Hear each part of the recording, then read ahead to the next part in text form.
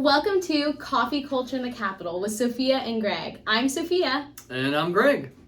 Hey, this is something brand new that we're trying out here at the Capitol. We work for the California Family Council. I'm the Capitol Director, and Sophia is the Outreach Coordinator. That's right. And we have an office right across the street from the Capitol, and we are here representing biblical values, trying to be salt and light and influence on this crazy California Capitol.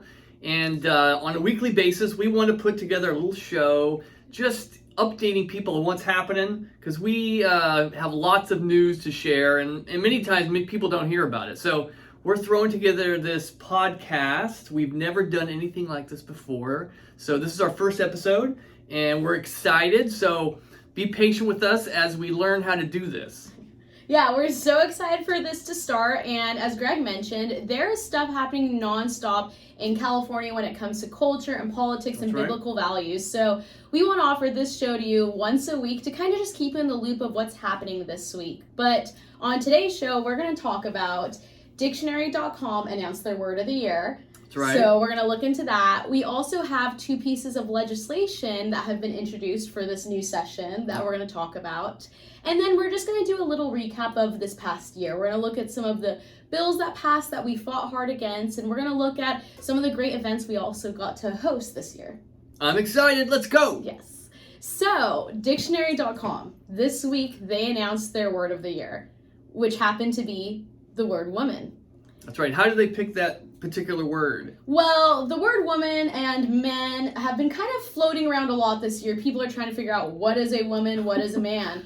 We're confident in what a woman and a man is, but turns out some people aren't. So yeah, some very powerful people. Yes. Seem to have forgotten basic, English, which is it's crazy. So keep going. Yeah. So the word woman, it surged in searches this year as Supreme Court nominee Jackson. She was being interviewed during her nomination process, and she was asked to define what a woman is. So let's go ahead and check out this clip real quick and see what she had to say. Can you provide a definition for the word woman? Can I provide a definition? Mm-hmm. No. Yeah. I can't. You can't? Not in this context. So I'm not a biologist. The meaning of the word, I'm not a biologist. The meaning of the word. So she couldn't define what a woman was. She's not a biologist. See, if you want to know what a woman is, you have to talk to your doctor. But also, doctors. Do doctors know? Doctors are a little skeptical about it now because, it's doctors simply assign sex at birth. We're told, not simply describe it. I've had 3 kids.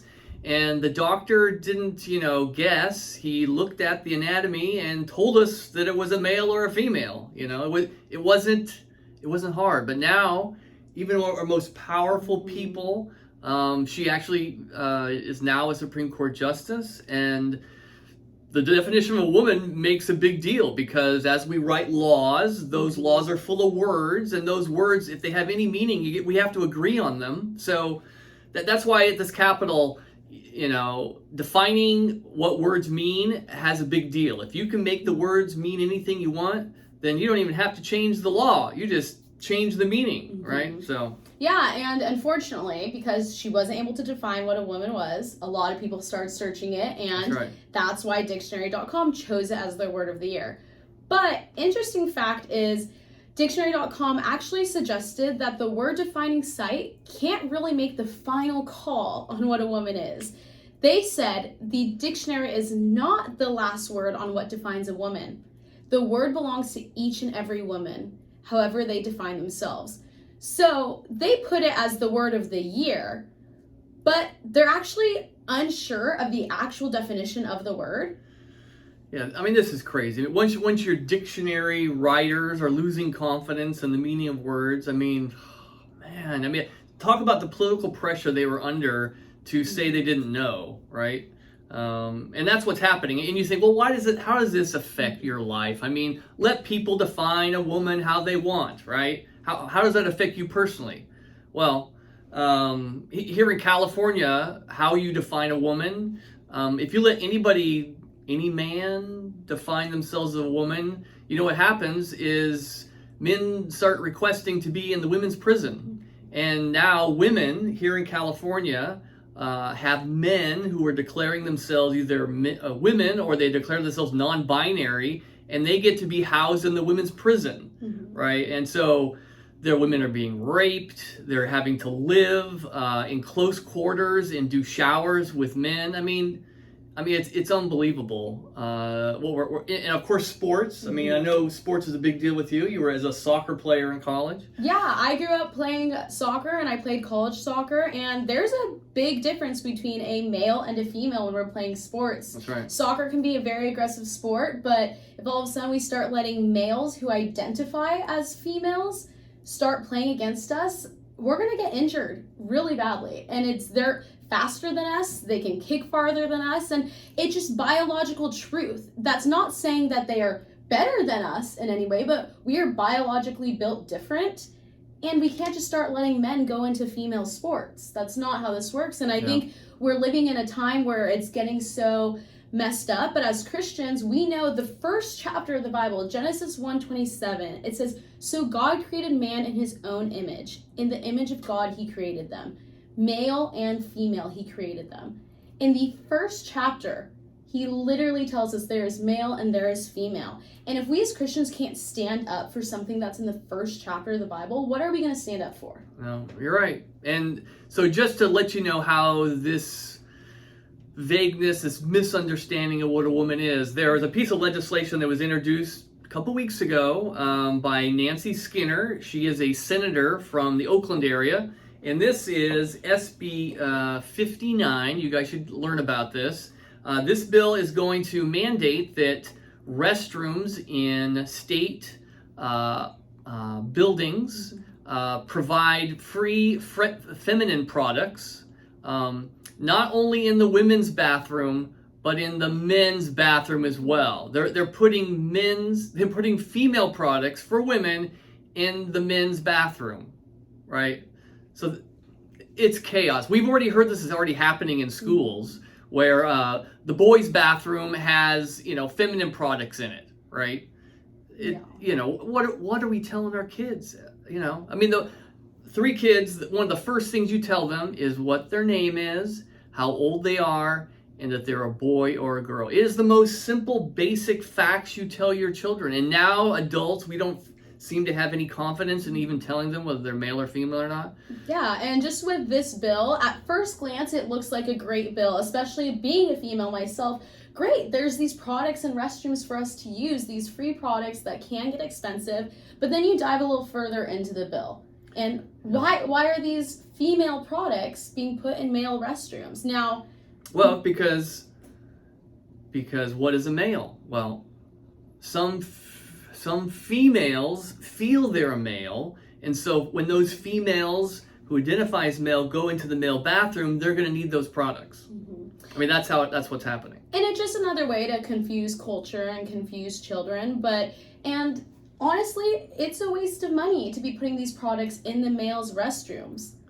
Yeah, I mean, and we'll be talking about more about these issues and specifics of legislation that's coming forward that's as a result of not being able to define what a male or a female is. But let's move on to the next bill that I want to talk about is, did you know human trafficking in California is not listed as a serious or violent felony, right? There are all kinds of violent felonies, but sex trafficking, they're kidnapping and forcefully selling women on the streets, having sex up to 20 times a night, right? Manipulating them, taking all their money. I mean, if you have looked into sex trafficking at all, you know how bad it is. You know how California is a hub for sex trafficking, yet we are not treating it with the seriousness that it deserves. Why is it not a serious and violent felony? So last year, there was a bill introduced by Senator Shannon Grove and several other, actually Democrat legislators. Yeah, it was a nonpartisan It was a nonpartisan bill, but it did not get it out of the Senate Safety Committee. They did not want to increase penalties on human traffickers, right? So, but the bill is back this year, and it's SB 14. So SB 14, and so we're starting to spread the word about it. I mean, it's hopefully the legislature will be pushed and pressured into treating human trafficking as the serious, awful, horrific crime it really is. And it should just be common sense for this bill to be passed. There's no one walking around thinking human trafficking and sex trafficking is okay. No, other than the people involved with it. So why Absolutely. isn't this bill getting through? And so you're going to hear a lot from us this year about this bill. We're going to give you ways on how you can contact your legislators, how you can sign a petition that's actually already on our website, and That's that right. petition will then be given to the legislators with your name on it, because this is something that sometimes people forget. It's a common everyday thing. This isn't this is happening in America. It's happening in California. California is one of the largest hubs for it, as Greg mentioned, and it's something I've talked to Greg about. I have my own story where I've been approached at a store. Yeah, yesterday we were just sitting around talking, and she said that she was at a Target store and she was approached by seemingly human traffickers who were trying to persuade her to go to their house. I mean, tell the story. And when she told the story, she says, "Yeah, many of my friends have the same story at Target." Yeah, so at Target alone, I was just there shopping with my friend. This is down in Southern California. Yes, in Southern California. And it wasn't a bad neighborhood. It's in a very nice neighborhood. So, this is happening everywhere. People think, just stay out of these areas, stay out of these communities. No, it's everywhere. And we were approached by a woman, and she just started asking us about the products we were looking at. And then it turned into, where do you go to school? What's your major? I have a great place and business you guys can come study at. And we slowly started to notice that there was two men that went on the ends of the aisle, and it was a very uncomfortable situation. So luckily we got out of it because we realized what was happening. We didn't fall for the trap of most college students thinking, great, here's a place I can go study, a free place, a nice, she's made it sound like it's a whole business. Well, you forgot this part about, she went to the Target, back to electronics, right? And talked to one of the store clerks, right, and said, "There's this guy following me. Can you call security?" Right? And then what did the store clerk say? Yeah. So once we went back, he was like, "I'll help you check out, and we'll get security to walk you to our car." But there's not much more we can do. This happens here all the time, and I was kind of shocked by that. But as I started to talk to my friends, hey, this happened to me. That happened to me too. I had a friend. I asked her 2 days ago. I said, hey, do you have an interaction where you think it could have been a setup for human trafficking, sex trafficking? And she started off with, yeah, I actually do. I was in a Target. So this is happening every day, and it needs to be stopped because they don't have harsh enough repercussions for committing this crime. And that's why we're supporting SB 14. That's right. And we just, Sophia just put together this fabulous social media video. It's a reel, just actually pulling up people talking about being approached in grocery stores and malls by these, typically it's women with guys lurking in the background trying to make friends with people. This is how traffickers lure unsuspecting girls into homes, beat and rape them, kidnap them, and you think it doesn't happen. It happens. It happens all the time, and we cannot put up with this. This is unbelievable. So anyway, so we'll be talking a lot about that again. So what's next? Yeah, so let's just kind of look back on this year. I'm going to talk about 2 amazing events we had this year. First, we had AB 22223 Lobby Day, which thousands of you showed up right here at the state capitol. We hosted this event with Real Impact and Capital Resource, and it was the biggest event we had ever had. We've had lobby days before, but we have never seen this many people show up. We were overwhelmed. Yeah, actually the police that were down at the Capitol building letting people into lobby said it's the most people they've seen to come lobby since at least before COVID. Wow. They were overwhelmed by the turnout. But you guys came, you showed up. Maybe, Greg, do you want to talk a little bit real quick about the difference that came from that day? Yeah, I mean, they were all coming out because of a particular bill. Last year when the pro-abortion legislators realized that the Supreme Court was probably going to overturn the Roe versus Wade decision and send the abortion decisions back to the states. they got alarmed and they introduced 14 different abortion bills, right? And one of those bills was AB 2223, a bill that we called the infanticide bill. They introduced something, hey, we're not going to punish women or anyone else that helps them with something called the perinatal death of their child. And you think, what is perinatal death? Well, perinatal death is the death of a child that occurs past 20 weeks gestation through at least 7 days after birth, up to a month, 2 months, 3 months.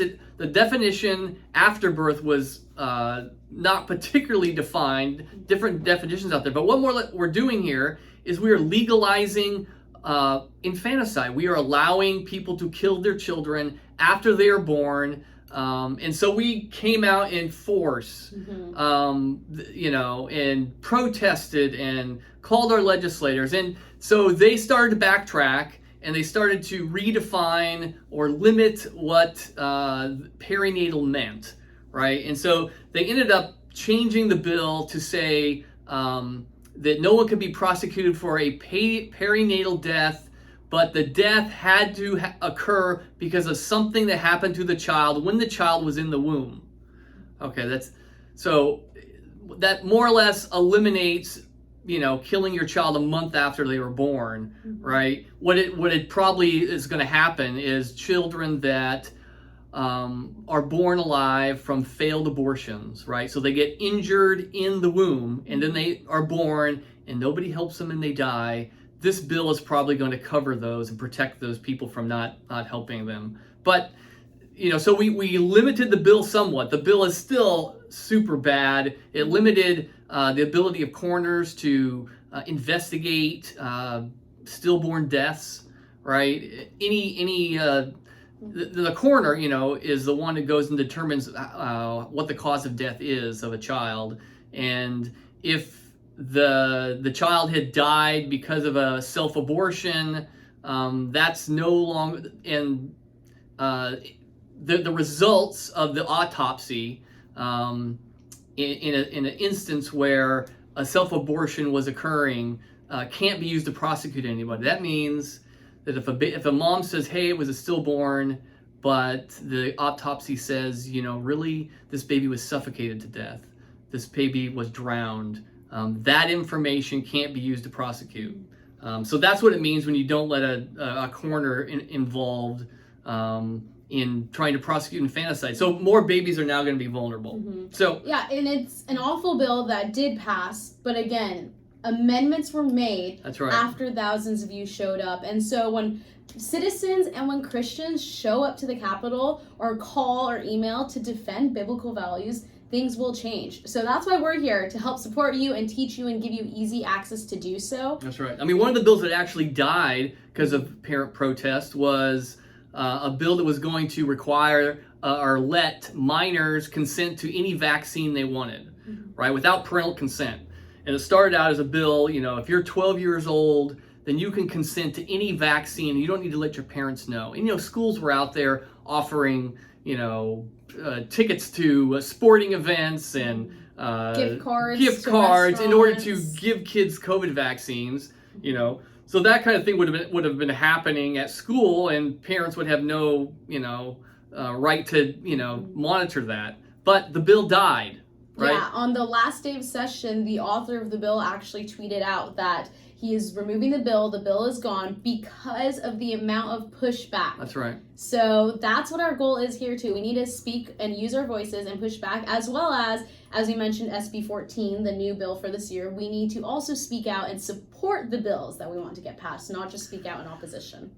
You're right. So the other great event we had this year was the March for Life. We had a great turnout for it. We had some amazing speakers. We had Lila Rose, the president of Live Action. That's right. We had David DeLayden. He's the president of the Center for Medical Progress. If you guys know David DeLayden, he's the one who exposed Planned Parenthood for selling baby parts for all kinds of money to research facilities. And so obviously Planned Parenthood sued him for destroying their reputation, but he was a hero. So yeah, and so we had, again, an amazing line of speakers, a great turnout, and guess what? We have another March for Life happening in 2023. Right. We're already planning for it. Yes. So Monday, March 6th in 2023, you can come join us here at the California State Capitol to March for Life. And we're going to have a great lineup of speakers again this year. Yep. We haven't officially announced them yet, so keep up with our social media to hear who you'll be able to come see speak at our rally.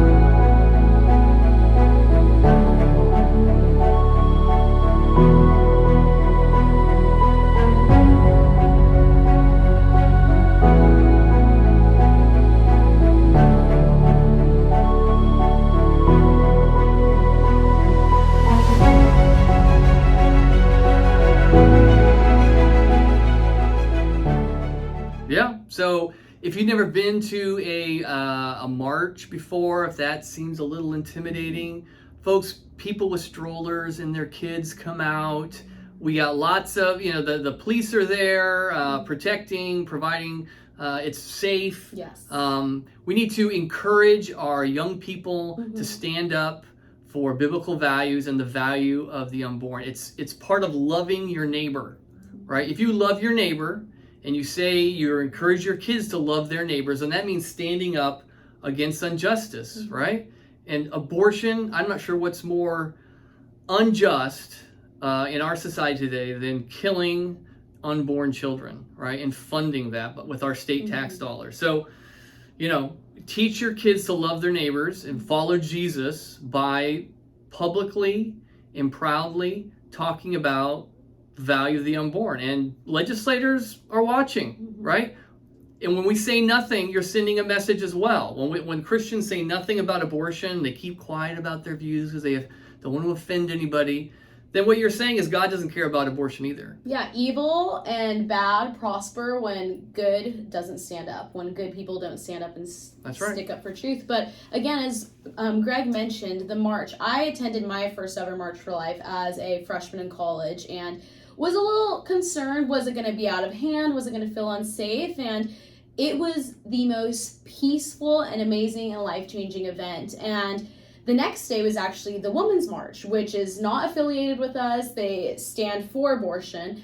And I didn't attend the event, but I walked by when you could see everything going on, and you could feel the anger and the evil in the air. And there was a lot more of bickering and things going on, and that was in Washington, D.C., but it's the same thing here in California. We are actually starting off the event with an hour of prayer and praise on the steps of the Capitol, and it's supposed to be an event full of prayer, of worship, of standing up for life and for truth, and it's peaceful and it's amazing. And one of the other great things we're going to do this year is we're going to highlight the great work that pregnancy care centers do around our state.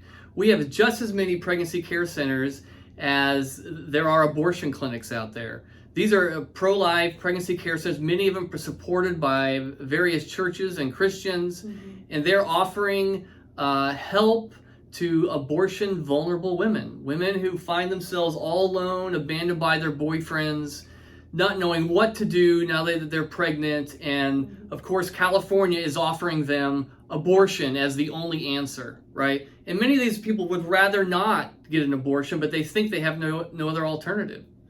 Yeah, and so we would love to see you all here Monday, March 6th. A lot of people say, how come it's not on a weekend? Well, the point is the legislators are going to be in their office. They're going to hear us and see us marching on the street, and they're going to realize Californians are pro-life.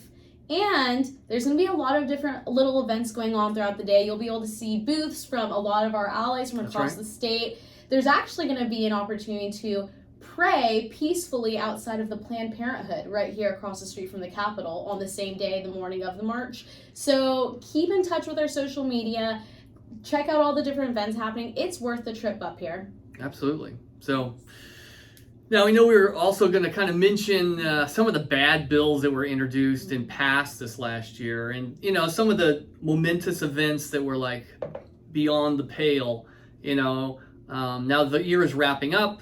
One of the things that happened that Governor Newsom did that was just unbelievable is he was out there promoting abortion, right? And one of the things he did is he announced a brand new website in California that gives people all the ways that they can get abortions. And it's not just advertising this to Californians. He wants people from around the state, the country, to come to California to get an abortion, supported by California taxpayers. And so he put these billboards up around the country. And the most appalling thing about these billboards is on several of them, he quoted Jesus saying, Jesus calls us to love our neighbor as ourselves, right? And that's why we are offering free abortion for any woman who wants to come here. So he's equating love your neighbor, kill a woman's child, right? So I mean that is, I'm not sure what's more blasphemous than that, but that was appalling. And that's why churches need to stand up and speak up about the real meaning of love, especially when the governor starts quoting Jesus himself. Yeah, so. We need to be clear on what Scripture says and what it truly means, because if churches and pastors and Christians don't correctly use Scripture and use the Bible to stand up for biblical truths, then it's going to get misused by people like the governor here in California. That's right. Yeah, and California Family Council, when this happened, we knew we needed to stand up and speak up against these billboards. So we actually put together a quick little video kind of showing who our neighbor really is. That's right. And who should we really stand for. So it said, more or less it said, Governor Newsom, this is your neighbor. Yeah, so we can check out the video real quick. Okay. Take a look. I'm proud to be able to put those billboards up. Proud to be in a position to be able to afford it and do so through the campaign. Our donors are asking for more of that. They believe in women's freedom and right to choose.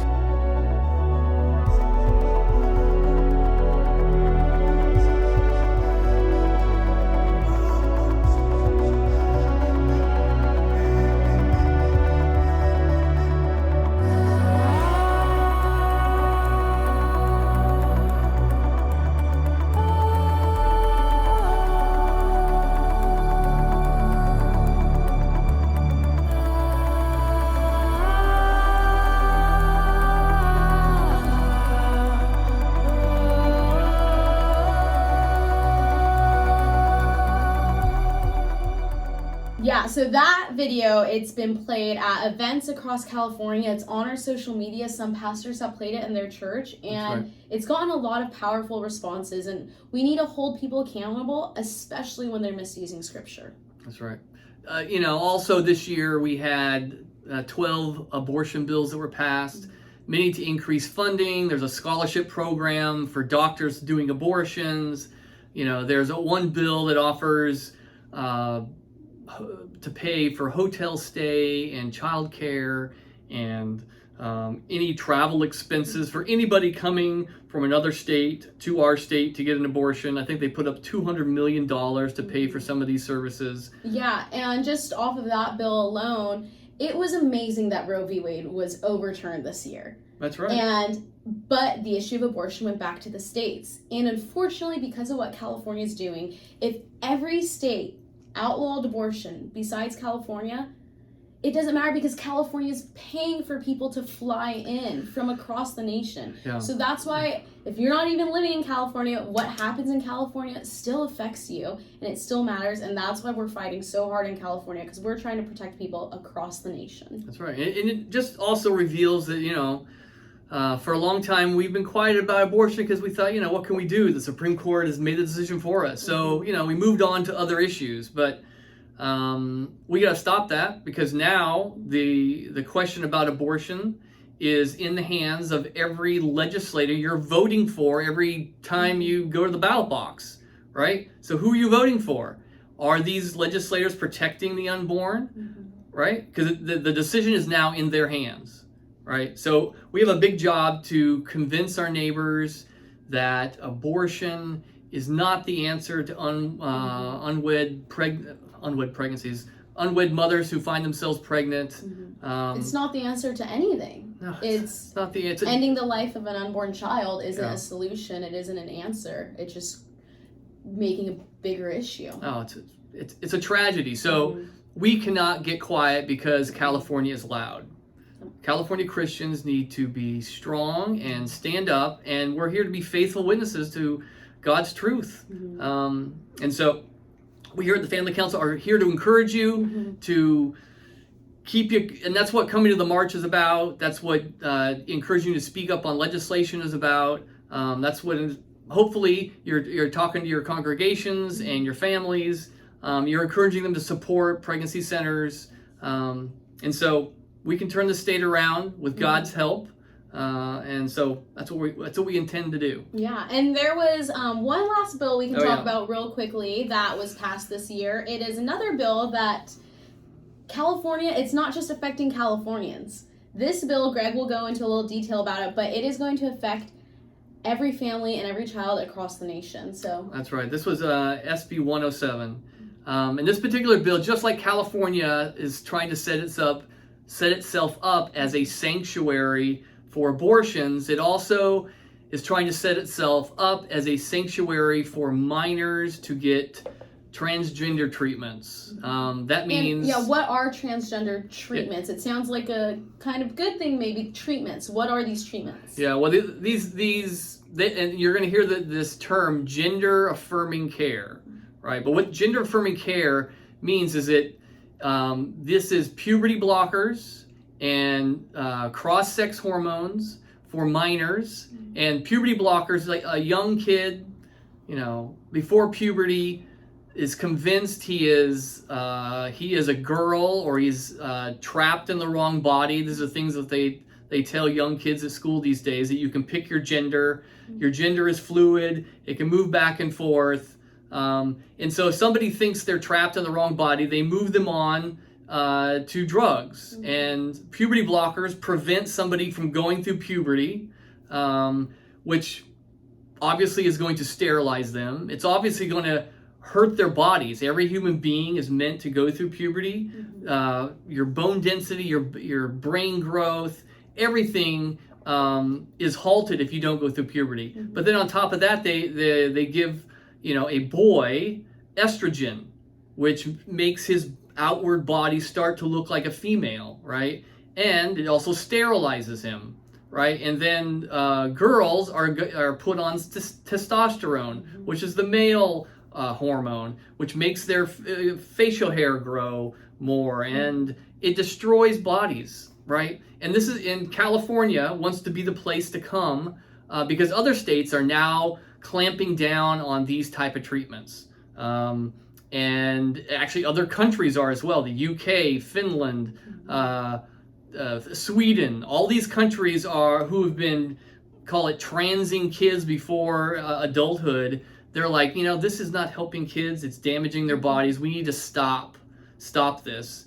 California is going in the opposite direction. And what this bill also does is if any kid makes it to California because they want to come to get these treatments, California will put the jurisdiction of custody for that child who comes to California will be put in California's courts, right? So California is now taking kids away from parents who will not affirm the gender their kid says they are. We have instances of this happening, and it's starting to increase. So California is now being a threat to parental rights everywhere. Any kid makes it to California, California is willing to take parental rights away from their parents if they come here to get sterilized. Yeah, this gender affirming care, it's not caring. It is mutilation and sterilization of children. There you go. And, there's statistics out showing that when a child is going through this gender confusion, a lot of times it's because they're going through puberty. Everyone feels a little weird in their body going through puberty. Your body's changing, going through these things. But if these children aren't affirmed, it's 61 to 97% that they will come to terms with who they really are after going through these hormonal changes. That's right. So we can't just be affirming people. And there's been some Christians and even some pastors throwing out that we need to love them. And you do need to love them, but you love them by doing what's good for them. Yeah. You don't do what they want, right? I mean, why would you? We have one of the young ladies, her name was Chloe Cole, testify. When she was 15, well, I started out in 12, she was gender confused. Her doctors put her on cross-sex hormones. At 15, they gave her a double mastectomy, right? And then at 17, 18, she realized she had made a huge mistake. And now her body is completely destroyed. You can't get back what was stolen from her. And she testified against this bill. Yeah, and it just, I actually saw a tweet earlier this week kind of talking about this whole idea of gender ideology, and it made such a good point. It said, you are not gonna, if someone's struggling with anorexia, you're not gonna tell them that they're fat and they're right and keep starving yourself. You're gonna help them fix it. You're not gonna tell a schizophrenic person that the voices they're hearing in their head and the things they're going through are true. You're gonna give them medicine to fix it. That's right. And it's the same thing with this whole gender ideology. That's right. You need to tell them the truth. And as Christians, we do need to love people, and the way we love them is by loving them in truth and biblical truth and what God says, not by loving them by letting them live a lie. It's only going to harm them further. And that's what the big lie at our Capitol here is it encourages everybody to lie to these kids, to let them decide what gender they are and just affirm whatever they decide, okay? We don't do that with anything else, right? I mean, if you have kids, you got to say no for their own good sometimes. You have to bring them back to reality and say, this is not good for you. I'm going to, put my foot down because I love you and tell you no. And that we appreciate our parents doing that and not just doing whatever we say. So we hope California comes to its senses, but we need more people speaking up about this. And again, that's what we're here for. Follow us along on our social media. Over this next year, we're going to see a lot of bills being introduced. We've already seen some that we talked about today. So we're going to continue to tell you how you can reach out to your legislators, how you can urge them to vote a certain way on a bill, and where we stand on a bill. We'll let you know if we support a bill. We let you know if we oppose it. And that was a lot of information today. And today How long was that? Yeah. That was 30 minutes. Today again looked a little different just because we were recapping the year. Right. Normally we'll just be giving you a recap of the week and keeping you in touch of what we're focusing on this week. But we had some great and exciting things to talk to you guys about. We also had some hard things. So Greg, would you want to finish us off with a Bible verse? Just a little one of the things I want to do with this little program is, always focus on the Lord and realize that ultimately our trust and our faith is in Him. It's not in government, but God has put us on this earth to be His witnesses and encourage other people to trust in the Lord. So I'm going to read Psalms 62, verse 5 and 6, which says, "Yes, my soul, find rest in God. My hope comes from Him. Truly, He is my rock and my salvation. He is my fortress, and I will not be shaken." And I think a lot of Christians here in California need to remember that in a state that's getting more and more hostile to their faith. Ultimately, we are depending upon the Lord. Read your Bible. Christians and people of God have gone through all kinds of traumatic historical events, and they've had to trust in God when history is much worse than it is here in California. So we need to draw strength and courage from their trust in the Lord going forward. So Yeah, and we're going to keep fighting and standing up for biblical values and biblical truth and informing you on how you can stand up for biblical values and truth. But thank you all for tuning in for the first time ever with Coffee Culture in the Capitol with Greg and I, and we're looking forward to you continue to tuning in and seeing you next time. See you next time. And Happy New Year. Yes, and Merry Merry Christmas. Christmas.